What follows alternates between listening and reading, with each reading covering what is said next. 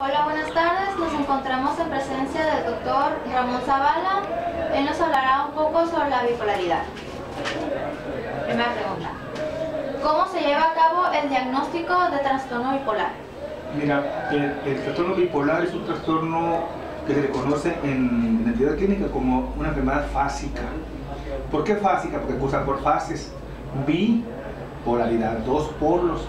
En el pasado a estos trastornos se le llamaban trastornos maníaco-depresivos, porque las personas cursaban dos polos en un periodo fásico, de fase, pues, manía y luego depresión.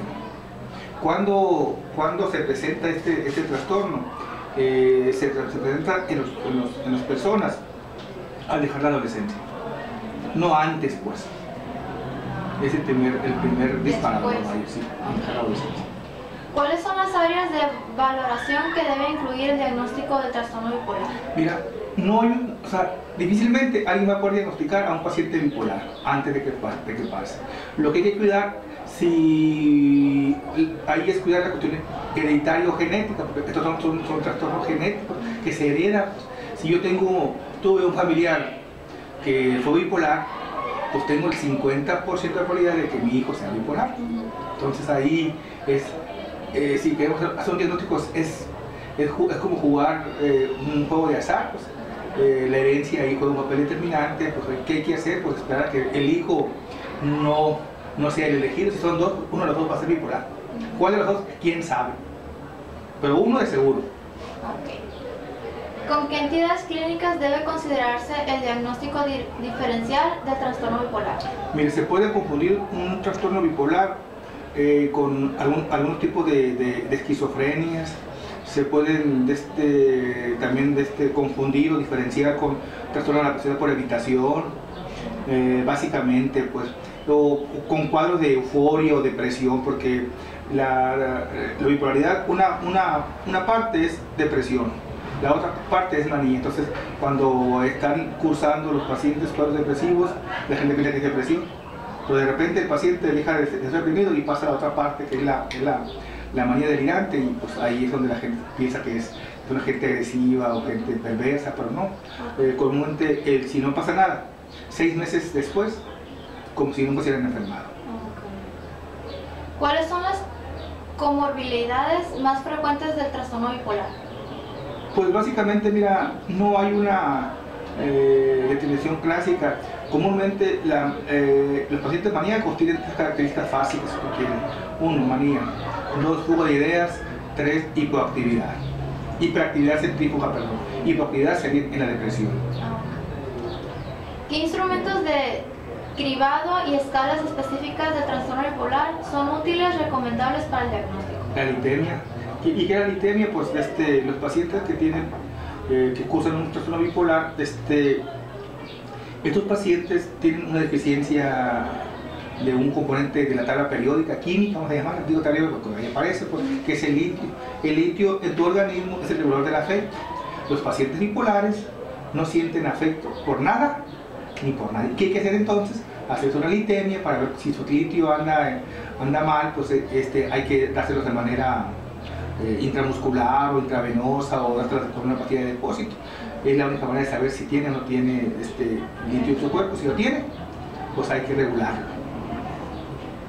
¿Cómo se evalúa y monitoriza la salud física del paciente bipolar? Mira, los bipolares, 6 meses están bipolar y 6 meses están bien. Ahora son fásicas. Entonces, ¿qué hay que cuidar? Básicamente que el paciente no caiga en la residencia.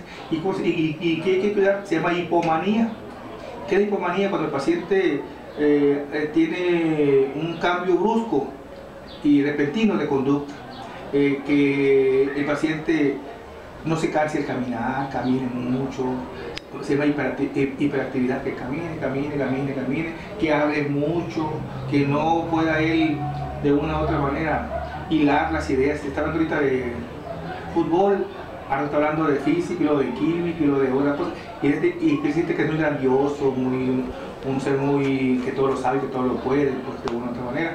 Y ese trastorno se puso de moda, porque muchos pacientes, personas que son bipolares, pero no, son cuestiones hereditarias. ¿Qué líneas generales deben regir el manejo clínico del trastorno bipolar? Pues mira, pues ahí tiene que manejarse de manera integral, que lo vea un psiquiatra para que le dé la cuestión pues, el medicamento ahí, que es el litio obviamente, la quinetón. ¿Para qué la quinetón? Porque el paciente empieza a temblar, pues entonces para regularle ese tipo de movimientos, para que duerma si está en la fase maníaca, o para que esté tranquilo si está en la fase depresiva, depende de qué esté cursando el paciente, pues hay que medicarlo y tendrá que verlo por encima de un psiquiatra, junto con el psicólogo para que maneje el aspecto familiar. En personas con trastorno bipolar con alto riesgo de conducta suicida, ¿cuáles son las intervenciones más efectivas para la prevención del suicidio? Comúnmente no se suicida. Un paciente maníaco depresivo, porque tal vez se llama maníaco depresivo o bipolares, no se suicida. Comúnmente el paciente se suicida o está en la fase depresiva, pero es muy poca la incidencia, no es una incidencia así espectacular del paciente maníaco depresivo. Comúnmente no se suicida. Muy raro. Sí, o sea, decirte que no lo hacen sería mentirte, pues, pero sí pasa, pues, pero sobre todo y como ellos hay que estarlos medicando, entonces la medicación nos ayuda mucho en ese sentido, más cuando está en la fase depresiva, porque la gente se suicida cuando está en la fase depresiva, pero cuando están así, ¿qué hace uno? Pues es cuando más los vigilas, inclusive llegas a amarrarlos para que no se te vayan, pues, y darles medicamento y pues, para que salgan de esa fase. Entonces es mejor que estén en la fase maníaca que en la fase depresiva para evitar eso. Pero bajo vigilancia no es una cuestión de suicidio común. Eso sería todo. Muchas gracias A por ustedes, muchachas tiempo e investigadoras.